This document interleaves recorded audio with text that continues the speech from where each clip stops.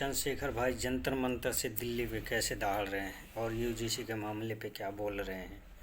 आप सुनिए, फिर इसके बाद मैं बताता हूँ कि हम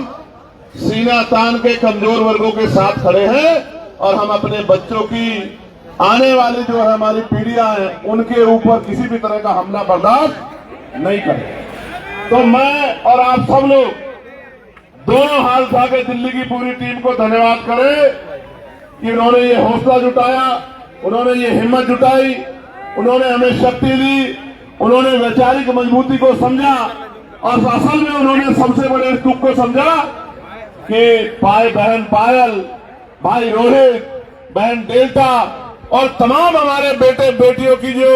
शहादतें हुई है, संस्थानिक हत्या हुई है, आने वाली पीढ़ियों के हिस्से में ये जुल्म जाति ना आए, इसलिए मैं उनकी बड़ी सोच को भी बहुत बहुत धन्यवाद देता हूं। उसके बाद जिन साथियों ने ये मुमकिन कराया कि दिल्ली जैसे स्थान पर एक बड़ा आंदोलन हो, हमारी बात दूर तक जाए, तो जो जहां जहां से लोग पहुंचे हैं, मैं उन तमाम भाइयों का, बहनों का, बड़े बुजुर्गों का, अपनी पार्टी के बड़े नेताओं का, सबका धन्यवाद करता हूं। और जिनकी वजह से मैं लोकसभा में पहुंचा हूं, बहन भीम आर्मी आजाद समाज पार्टी के साथियों का और नगीना लोकसभा के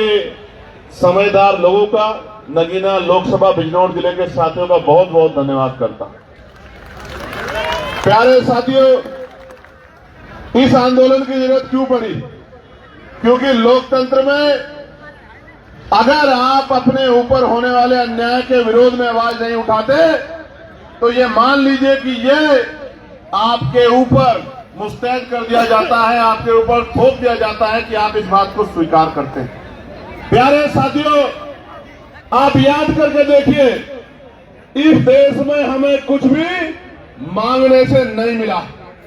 हर चीज के लिए हमारे अपने बीच के लोगों ने, जिनको आज हम महापुरुष के रूप में मानते हैं, उन्होंने संघर्ष किया है, अपना जीवन बलिदान किया है, अपने बच्चों का बलिदान दिया है, उन्होंने अपना सुख चैन त्यागा है। उसके कारण आज इस देश में कमजोर वर्गों के लोगों को हक और अधिकार मिलने का काम हुआ। प्यारे साथियों, मैं आज उदाहरण देकर बताऊंगा, जो भी डिबेट करना चाहता है, मैं चैलेंज करके कहता हूं, जिस भी पार्टी के राष्ट्रीय अध्यक्ष में हिम्मत हो, वो आजाद समाज पार्टी के राष्ट्रीय अध्यक्ष से डिबेट करे, डिबेट करे। मैं सामान्य डिबेट में इसलिए नहीं जाता क्योंकि आजकल चैनलों पे डिबेट का अस्त्र खत्म हो गया है। अपने स्वाभिमान सम्मान की रक्षा स्वयं करनी है, वहां कोई भी आके बैठ जाता है, कुछ भी कहने लग जाता है। हम इतने लोगों का प्रतिनिधित्व करते हैं, इसलिए हमारी जिम्मेदारी है कि हम अपने सम्मान की रक्षा भी स्वयं करें। इसलिए मैं चैलेंज करता हूं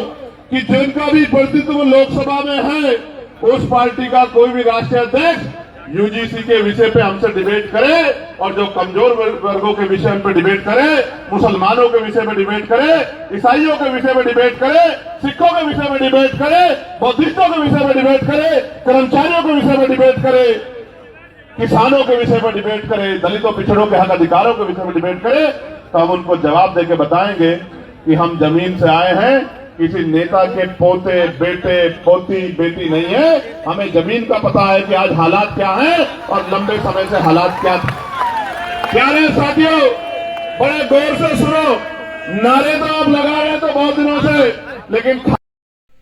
यूजीसी के मामले पे जो भी चंद्रशेखर भाई बोल रहे हैं, आपने सुना होगा। अभी